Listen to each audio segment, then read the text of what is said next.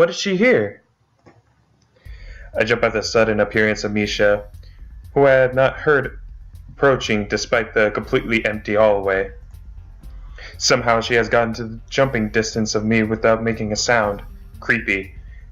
It briefly reminds me of Kenji's nutty theory about the global feminist conspiracy, which I am going to still call BS on, but I pushed that thought aside. And of course you were there. Hello, you. Shizune, standing slightly behind Misha, looks aloof as she couldn't have heard the remark that drew Misha's attention, but Misha is visibly excited. No, wait, more importantly, who is in there? There's a club meeting today.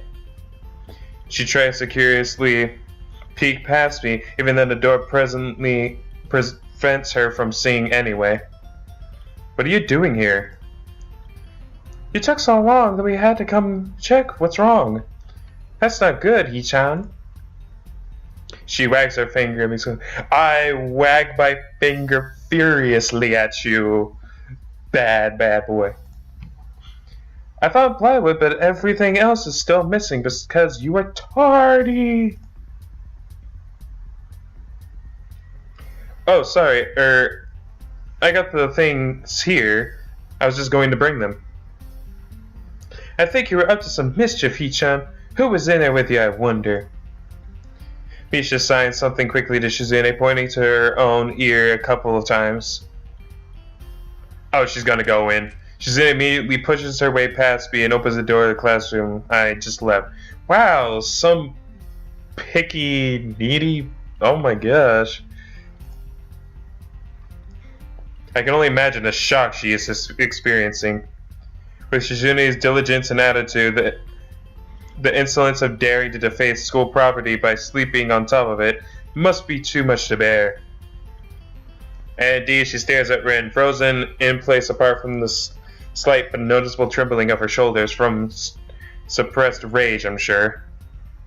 Instead of blowing up, Shizune just takes a few deep breaths, adjusts her glasses, and slams the door shut, turning to sign furiously at Misha.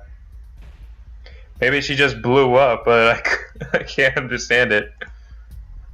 Why is she looking at me with the angry face? It's not me that's sitting on top of the desks or anything. She shoots a very loaded stare at me too, as if it was somehow my fault that Rin is sleeping on one of the tables. Like, seriously, it's not my fault. I hope she's not getting any funny ideas about the reason of my tardiness. Hello. Rin's voice comes from the other side of the door, and it takes a few eye blinks to realize she might have trouble opening it. Open the door, find Rin directly behind it, looking at us with a half-interested, half-sleepy face. Hello. Oh yeah, I'm not feeling that good right now, so I'm not gonna do the voice acting thing like I did in the previous parts. Mr. Zuko, what do you think you were doing? You absolutely are not permitted to use school property for such, disgraceful activity. It sure is suddenly very crowded in here. I didn't know I was that popular. You're not. It's hard to say whether she's happy or unhappy about this turn of events. Man, Shizune, calm down, sheesh. At any rate, she ignores Shizune/Misha's scolding, so that they have no choice but to drop the issue. Shizune taps Misha's shoulder, points at Rin, and makes some quick signs. Popularity aside, please don't do that anymore. Anyhow, how is your project going? Will it be done for the festival? Rin looks at them blankly, apparently at ease under the pressure Shizune's cold stare is putting on her. I keep wondering about that myself too. And... smile. Well, we'll think about it harder. As Misha signs her reply to Shizune, her face turns into an unsatisfied frown. Miss Tezuka, please try to take this seriously. It'll be a disaster if the wall looks like someone threw up their lunch onto it. Rin nods assertively. We'll think more seriously. Misha actually giggles at that, but Shizune doesn't. Not even after translation. She just shakes her head, takes the material from me, and takes off with Misha in tow. Rin frowns thoughtfully as she looks after the retreating student council duo. How rude. It's true, though. I must finish my project before the weekend. There will be dire consequences if I don't. The end of the world as we know it. Like weekends usually are, but more dire. Much more dire. Maybe I'll postpone my nap to an unforeseen future. 1 second. Oh, there was something stuck in my eye. I'm about to ask what project she has and what are those apocalyptic consequences, but she walks back into the art classroom. So you have nothing to do. Would you give me a hand? I see what you did there. This paint can doesn't...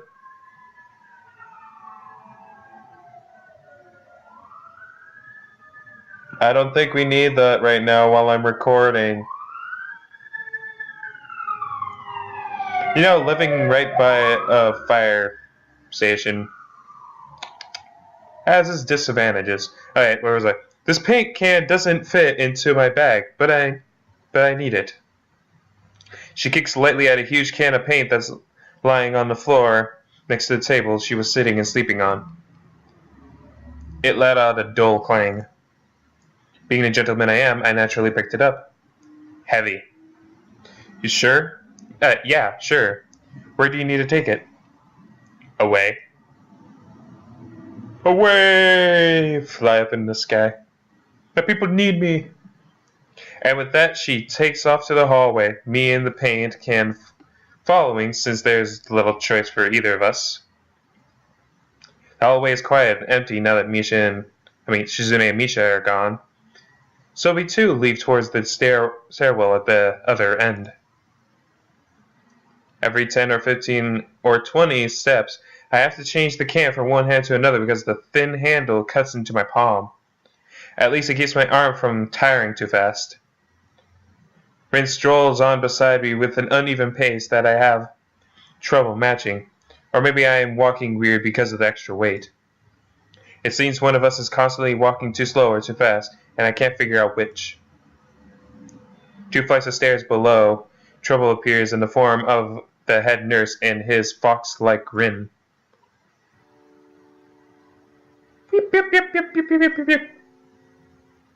Ah, Mr. Naki! What a happy coincidence! Tezuka too, of course. He nods curiously to Rin, who does not acknowledge him, but acknowledge him back. Then turns to me because obviously it's me who he had some business with. There's something I forgot to mention on Monday. Oh, this is gonna be good. I'm dying. Oh wait, that's not a good thing. I'm gonna live. My condition's over. Hopefully. I don't want that to happen. I nod and wait impatiently because I can't even begin to guess what he forgot. The feeling of the handle delving deeper into my skin doesn't make me feel enthusiastic about this interruption either. Excuse me. It's about your medications. Since you haven't been that long on your current medications, there might be some unexpected side effects, which might require adjusting dosages or even changing to another kind of medication. So we will do a few tests regularly, but what I want is for you to keep an eye on everything in your condition that feels off, if you get what I mean. Nausea, headache, anything, and come see me if something happens. Alright. So how are you? Everything fine? I give up and drop the can to the floor before answering. Apparently this takes longer than my biceps can handle. I'm about to say something generic as an answer, but then I realize how often I've done that lately. Other people have asked me that too, teachers and students here. My parents, visitors, nurses, doctors at the hospital. Everyone seems to be concerned about that. It's natural for the hospital, not as such for a school. Except this school.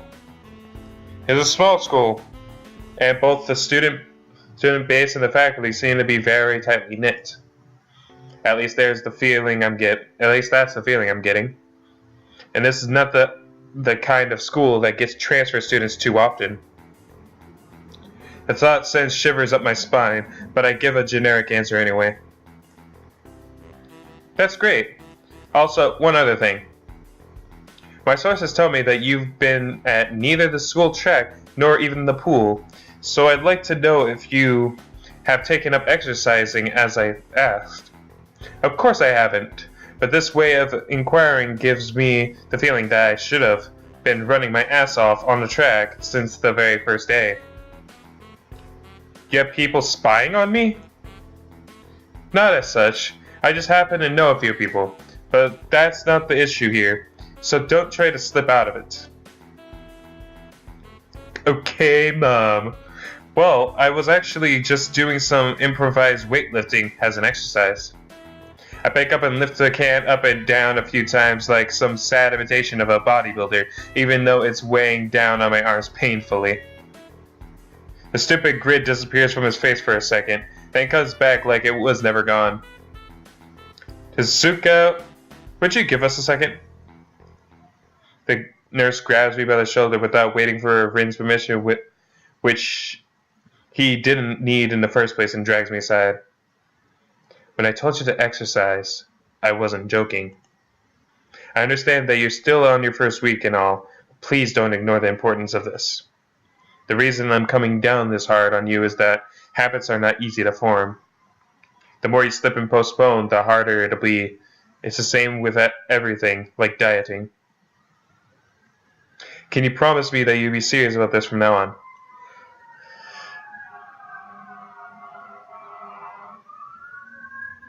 Again? Are you serious? It's not even going by my house. Wait, is it? It is! Oh my gosh, another fire truck. There it is. Hello. Okay, bye-bye. Yes, I'll be serious. Yeah, I promise. Definitely. He studied me for a moment, then shrugged, smiling again. Okay, that's more like it.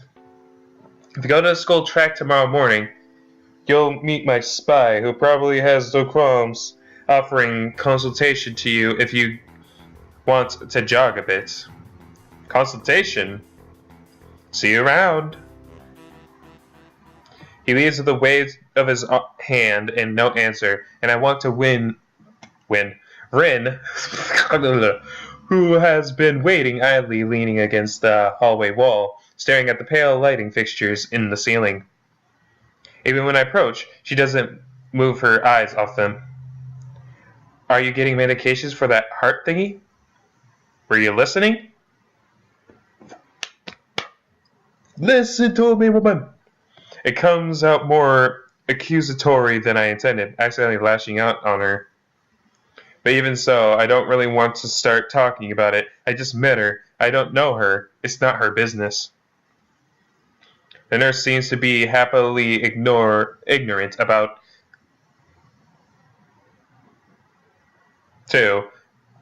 talking about that kind of thing in public.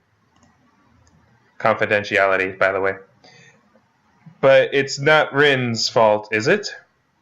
I look up at her, suddenly feeling a bit guilty, but Ren is just staring past my shoulder quizzically, her head tilted like a bird's.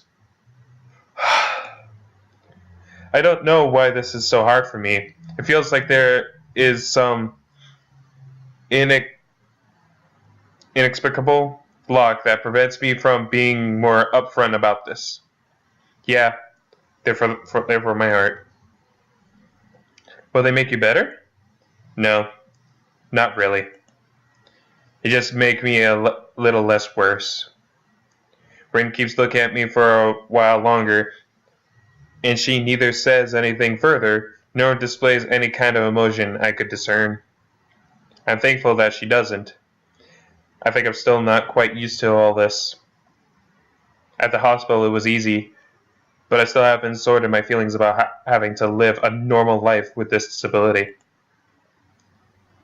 We leave the main building, and Rin leads us onward towards the dorm. We stop at the small patch of greenery in front of the dorm building. The dorm is built on a slightly elevated ground, with a wall and a few trees that everyone has to circle around every time they come and go. It's probably the only inconvenient design in the school. The entire wall made of the same kind of bricks as the building itself has been covered with some sort of painting. What the heck is that? Most of it is still mere sketches, quick lines drawn black and white against the gray plastering that covers almost the entire length of the wall, but some places look a bit more finished. There are human faces and legs and hands. I can't quite say what the painting as a whole might portray. Stacks of what seem to be paint cans are arranged in piles on the ground beside the wall. See, the left side is hardly off the ground yet. It's because I couldn't get in the mood yesterday, so I gave up and went to meditate instead. Then it was suddenly morning. I have to work on it, but the guys for art class are helping with the negative spaces and base surfacing whenever, which is a problem. It's easier to paint big areas if there are a lot of people with hands. The reach is better and it's faster too.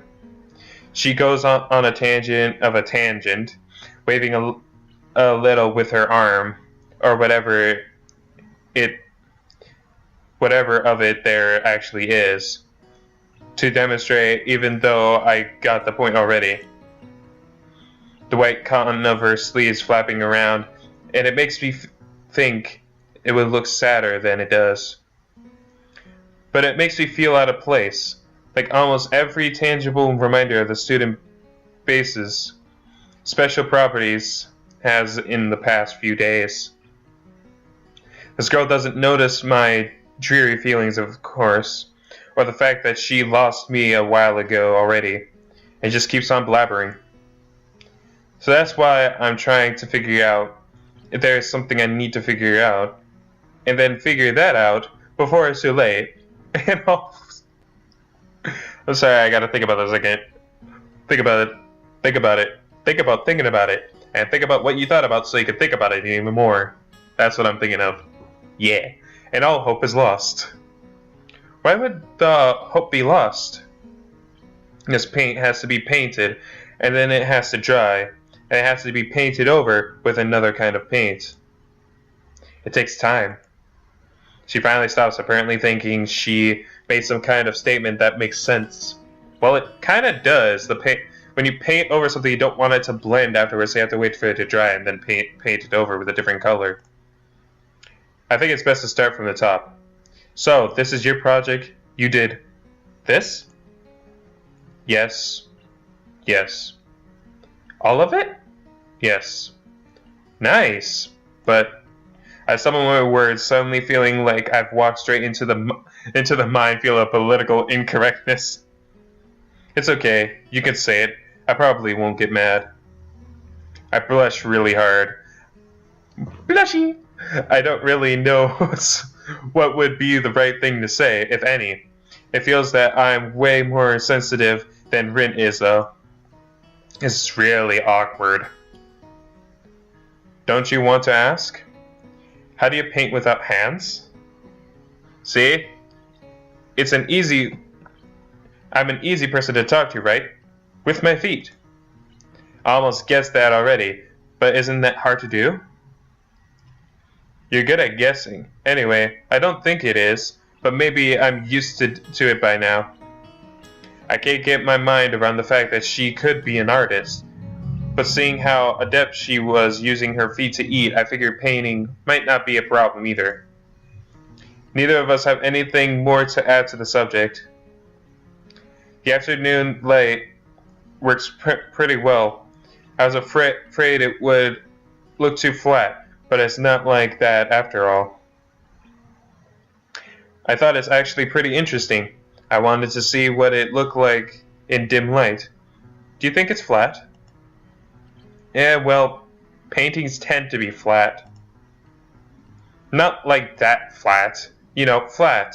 Like some people are, no substance, no meat, where there should be some. Okay, I know a few girls, I think that's what she said, but I don't know. Okay, I get it. But I couldn't really tell. I'm not that good with art. I can't name many artists or artistic terms. Yep, same for me. Thank you. So I don't really have anything to say. She shrugs her shoulders at that, saying, "Suit yourself," without saying it, and looks up at the sky, as if trying to look for something up there. I didn't think I'd get any actual work done, but if you give me a hand with the paints, I could do a little before it gets too dark. I wanted to get a halogen lamp. Halogen lamp, like the ones they have at the sports track, but there aren't any. Rin sure is quick to recruit my help, as was Shizune. It really makes me feel that the festival is such a big project that every pair of hands is needed. Why not?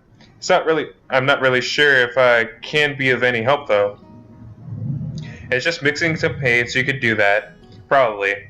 Do you have motor control problems? Like, you know, those people who have some cerebral palsy, maybe? Palsy? I don't know. Not that I know of. I get it. Heart thingy has nothing to do with that. She gives me a sly look for no reason. No, it doesn't. Let's do it then. So she sits on the empty wooden box and very naturally picks up a wide brush between the toes of her bare right foot. I open a few cans and pour some of the contents into the shallow bowls for mixing. The thick paint flow lazily from the can to the bowl, like syrup. I mix them, creating funny, hypnotic-looking swirl patterns that melt quickly into each other to form a new, monotone hue. Rin says to work, every now and then asking me for a hand with something or the other. Finding different brushes is easy enough, but mixing the paints to be the exact tone this girl is apparently seeing in her head is a frustrating ordeal. She wants precision down to the last millimeter before she is satisfied, but instructions are obscure at best. Add half a splash of green. I crouch down to pick up the can of bright green. The other green. This green. I carefully pour some of the other green paint into the mixing bowl. No, that's almost a whole splash. More white. Is green a good color to add? No idea. You're the artist here. A hint of smile appears on the corner of her mouth. Do you lack an opinion? No, it's just that I have no idea. It's okay, because I just got an idea. Add more white. For this exclamation, I pour a minuscule amount of white into the bowl and mix it. It looks slightly whiter. That's not good. It has to be like the color when you wake up and you know that you saw the meaning of life in your dream, but can't remember it. What kind of color is that? Chartreuse? Maybe it's yellow. Okay, the side of the dawn, or I don't know. Despite the impossibility of mixing a color like the change of seasons or any other nonsense that has become being imposed on me, I find myself enjoying it more than I thought I would. Seeing a painting being born on a plastered wall feels like magic. Friendship! I spend the moments I have between mixing paints crouching down on the paving and just looking at her work.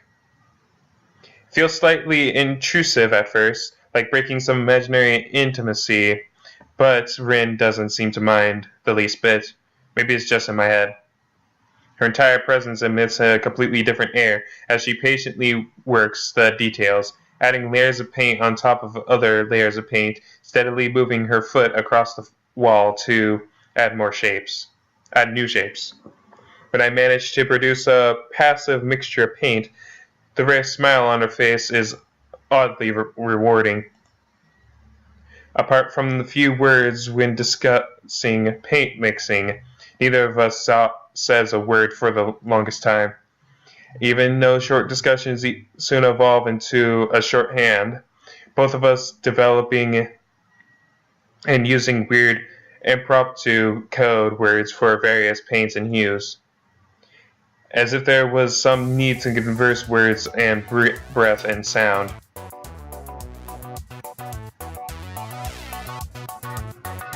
We stay there late into the evening until it becomes too dark to paint properly.